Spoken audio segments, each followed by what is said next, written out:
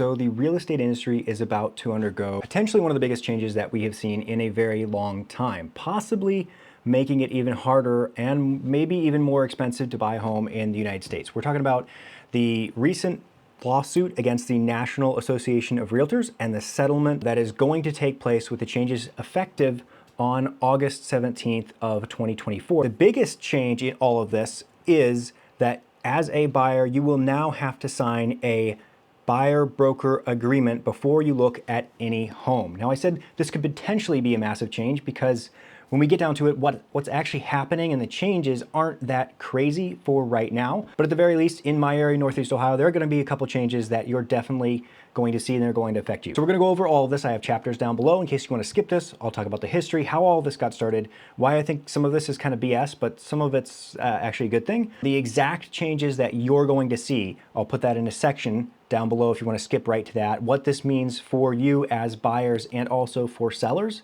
and the most important thing in all of this. This was a lawsuit that was started by a group of sellers that thought that there was price fixing going on in the real estate industry, that realtors were colluding and working together to charge a set 5 to 6% commission rate on the sale of their home, and that they were all working together to keep those commissions inflated in a specific area. So the sellers didn't want to pay that standard 6% rate. They wanted the option to negotiate. They also did not want to pay the buyer's side of that 6%. And I'll explain how that works and how realtors work in a minute. But basically, they found some collusion between a couple brokers in the United States, and they sued the National Association of Realtors for $1.8 billion. They ended up settling for $400+ million, and those changes are what's taking effect August 17th. So now why I think this is a little bit ridiculous is because price fixing, it was definitely going on between those couple brokers in that one specific area. But generally, realtors' commissions are all over the place, all over the United States. They do land typically between that 4 to 5 to 6% range,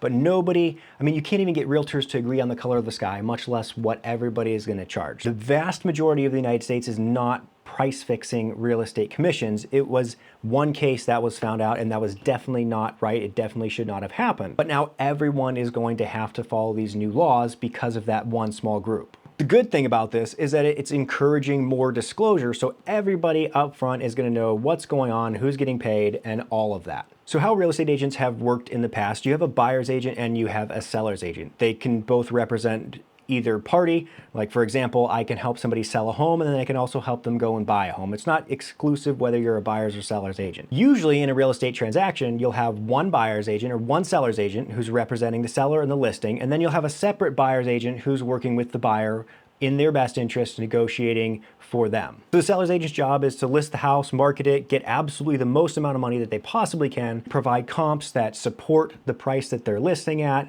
Their job is to sell that product. The buyer's agent's job is to come alongside the buyer as a representative and a consultant and look at that listing and go, is that really worth that much money? What are the potential issues here? We're going to walk you as a buyer through this entire process and make sure you're protected on every single level. So you had the seller's agent representing the seller and the buyer's agent representing the buyer.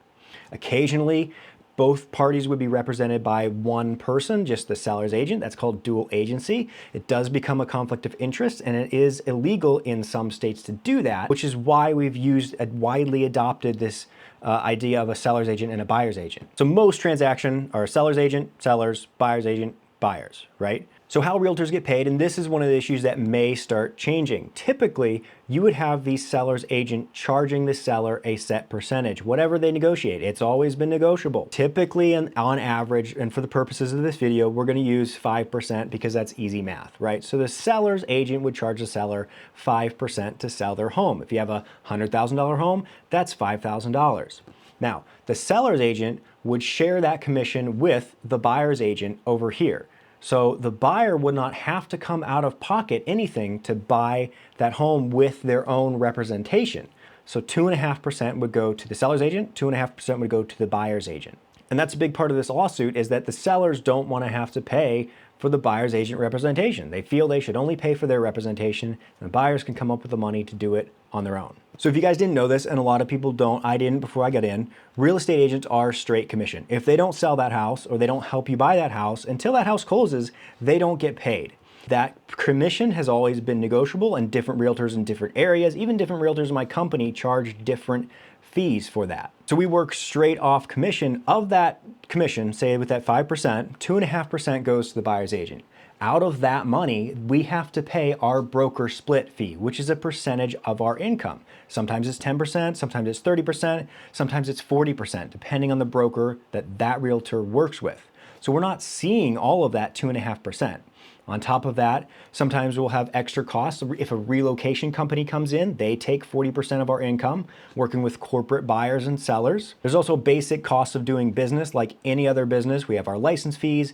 We have to pay our own health insurance, our own retirement, our own self-employment tax. We don't get a car given to us. We pay our own gas and our own mileage, our own marketing expenses. We pay for the photography and the videography and all the marketing that we have to do to sell properties. It's all on us. So we're straight commission. We pay basically all of our own fees and everything. And there are exceptions to that, of course, but generally that's how most realtors work. The reason why this system has worked so well in the past is because buyers don't have to come out of pocket to pay for representation. So there never used to be buyer's agent. Now there are. They have protection and representation. And a lot of buyers can't afford to pay out of pocket an extra $2 or $5 or $10 or $15,000 on top of their closing costs and their down payment and all of their fees. Ultimately, you as a buyer are paying your agent, right? It's just built into the price of the home. So if you have a $100,000 house, the seller just sells it for $105,000 and pays both realtors. And then you as a buyer are paying $105,000 for that house. Within that, you're paying your agent ultimately, but it's wrapped up into the price of the home. So you don't have to come out of pocket. If this drastically changes to where sellers do not offer this at all, which I don't think it will, first-time home buyers are gonna struggle, FHA buyers with low down payment, minorities, veterans who have no down payment. Another reason the percentage and commission works so well is because we end up showing buyers 20, 30 houses in a day, not that many, but like 15 houses in a day in different areas. And if we charged a standard hourly rate, that would be enormous compared to what it costs with this commission built in. So that's how agents have really worked in the past. And now let's go over exactly what's going to change August 17th. The two conditions of this settlement are, one, that we have to have a buyer-broker agreement signed by a buyer before showing any home. This is not just me, it's not just my company or my state. This is every realtor that participates in the MLS, which is 99% of them. It's gonna look different in every state. It may look a little bit different for every broker, and sometimes even for every realtor. That's kind of the whole point of this, is to make everyone different and everything negotiable. Now, 12 states already require this. So this is not that big of a change. For me in Northeast Ohio, not a lot of people have required this. So people here are kind of just used to going out and seeing homes with a realtor and then you sign an offer. They're not used to signing something before you even see one home. What this is gonna do is provide more disclosure. The disclosure that everything is negotiable, how much your agent is going to charge is going to have to be written on that agreement. Even in my state, a lot of realtors have used this because they want to know that a buyer is committed to working with them. It's just like a listing. If you sell your house, you sign a listing agreement, right? If you help somebody buy a house, you sign an agreement saying you're gonna work with them. The difference is this is now going to be required across the board in every state for every broker. And like I said, every broker is gonna be a little different, but what has to be in all of these, according to the NAR, mandatory provisions: specify and conspicuously disclose the amount or rate of compensation that the MLS, that your buyer's agent is going to charge you. So it has to say exactly what you're willing to pay for your buyer's agent. It could be 1%, could be 2%, could be 3%. Disclose that the broker commissions are not set by law and they are fully negotiable, and we have to include any provisions by law. So some of these agreements are 1 page, some of them are 2 pages. What the NAR policy will not dictate. They won't tell us what types of relationships that we have to have. It could be an exclusive agency relationship. It could be a non-exclusive agency relationship. It could be a customer or a client relationship. Those are also different. They're also not going to dictate the terms of this agreement. Is it last for 1 day? Does it last for a week, a year, 6 months? Can this be for just one house or one zip code? It's all over the place. All of this is negotiable. So if a realtor sits down and says, I'm only signing a 1-year agreement, you can say, well, will you do this for 6 months? Can we see 1 or 2 houses and put that on here? And then can we sign a 6-month agreement? It's all negotiable. They're also not going to dictate what types of service. So when you now hire a realtor to sell or buy your home, they're typically full service. They're supposed to do everything. There are other brokers that are like limited service. It could be a certain number of showings. It could just be a part of the transaction. So they'll help you write an offer, but you don't need anything else. They're also not going to dictate the types or amount of compensation that is charged. Could be $0, could be a flat fee, can be X%, could be a certain hourly rate. Another thing that I think should be in every one of these is like a clause to back out of this, right? So if you hire a realtor and they make you sign this for a year and you end up hating them and they end up being a horrible realtor, you should be able to fire them, right? So there's this almost $2 billion lawsuit, and this is the biggest change, is signing this document that 12 other states have been using for 10 plus years. It's kind of ridiculous, but it's not something we've typically used in Northeast Ohio in my area, so that is going to be a bit of a transition for you guys. So that's big change number one. Number two is the MLS commissions. This is another term of the settlement. This is more of a pain in the butt than it is a significant change.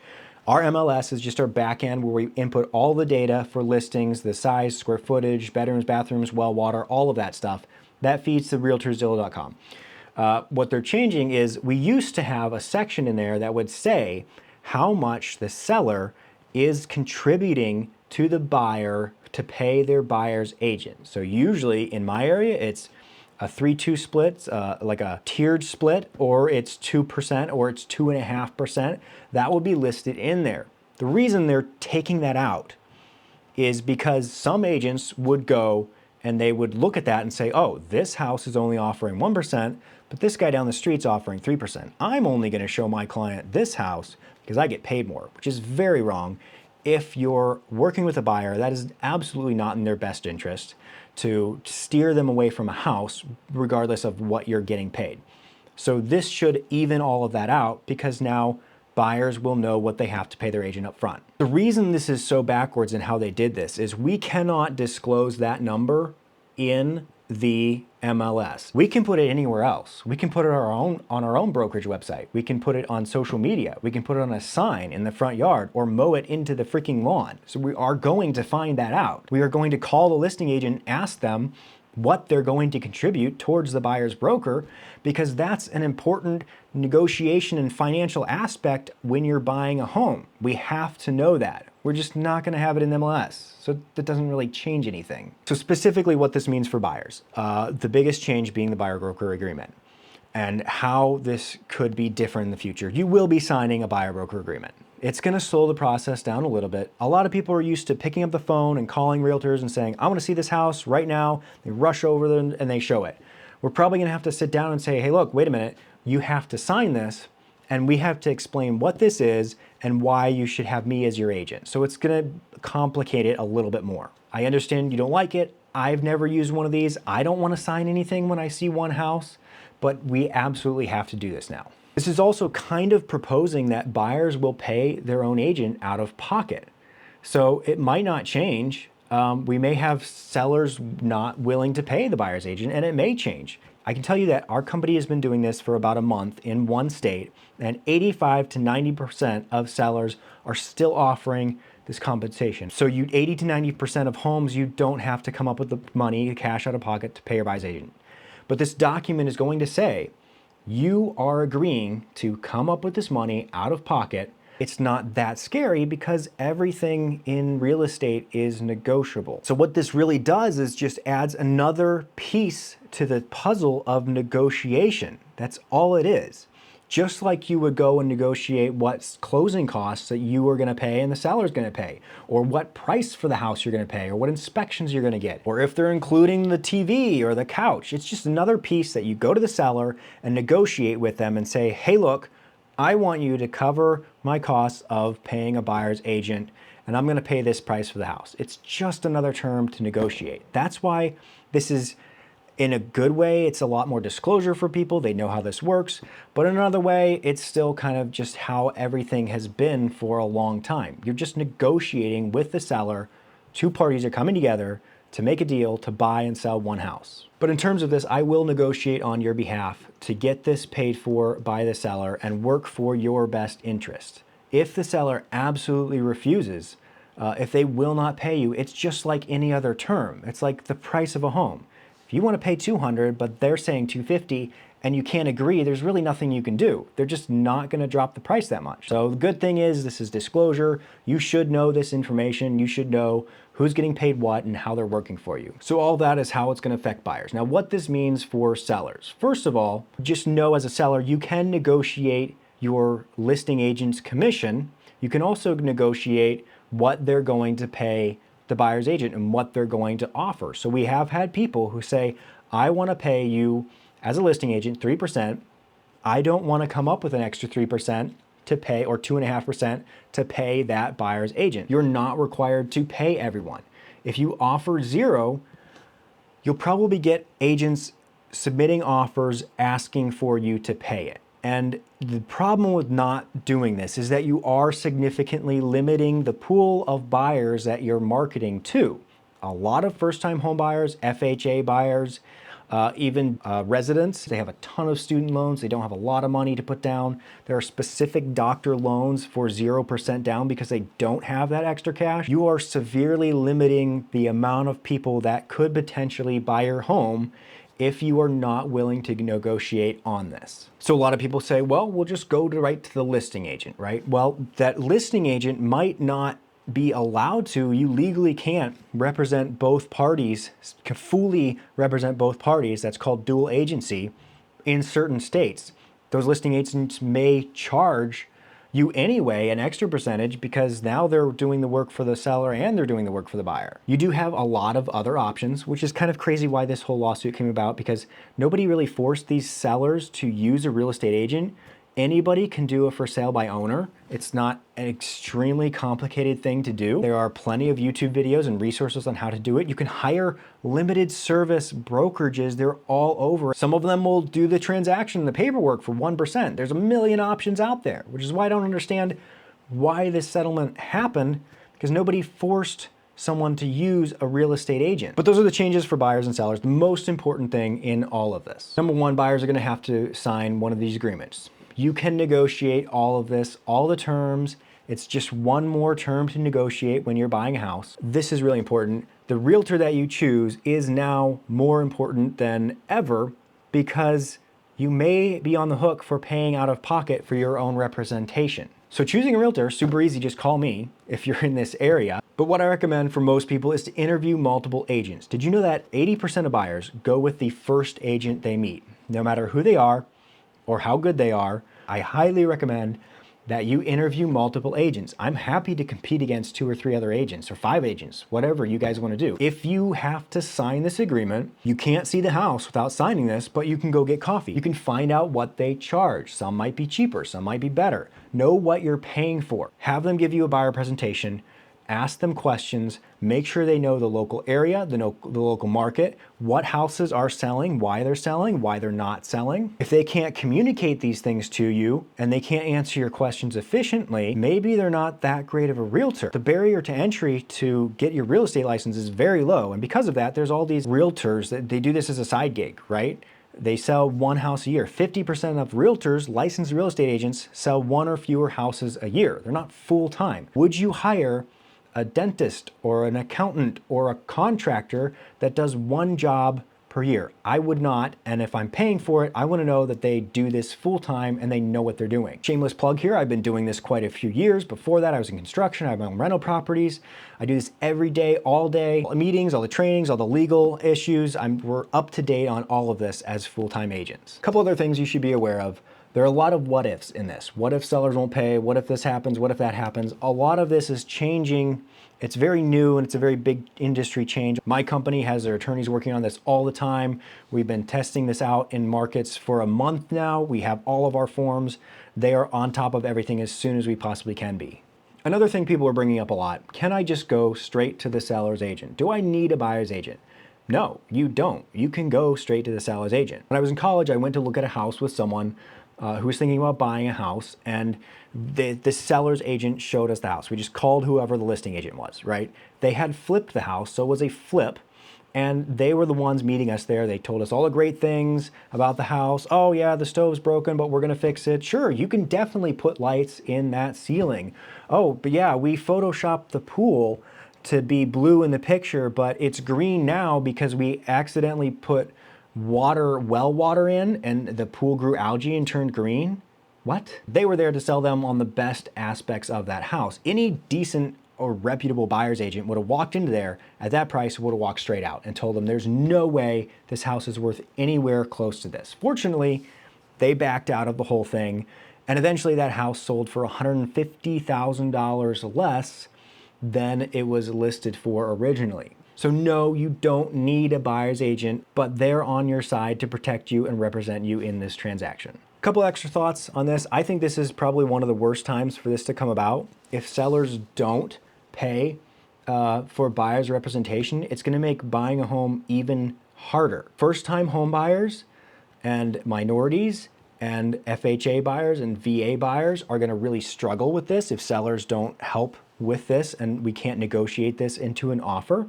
Homes are more unaffordable than they ever have been. Interest rates are high right now. 90% of consumers say now is a bad time to buy a house because of inflation and how much everything costs. So this is really kind of bad timing for buyers to all of a sudden be on the hook for an extra $5,000, $10,000, $15,000. I am looking forward to this. I think a lot of these part-time side gig agents, like I said, will probably drop out of this because now they do have to justify their existence with people's money on the line. So there's always been this large percentage of agents who've just not really been professional and not done their job and not had to do their job very well because they were somebody's third cousin, twice removed, whatever, somebody you just know and that you just called because you knew them. But I hope this was all helpful. I appreciate you guys watching this. And if you guys have any questions at all, call me. I am always available. I'm happy to answer any questions that you guys have regarding what's going on specifically in Northeast Ohio and my state. Also, I would love to have your comments down below. So please put those down. If you say realtors are overpaid leeches, that's fine. Just put a comment and let me know what you as the public think about all these potential changes that are coming in August 17th, 2024. So thanks again for watching.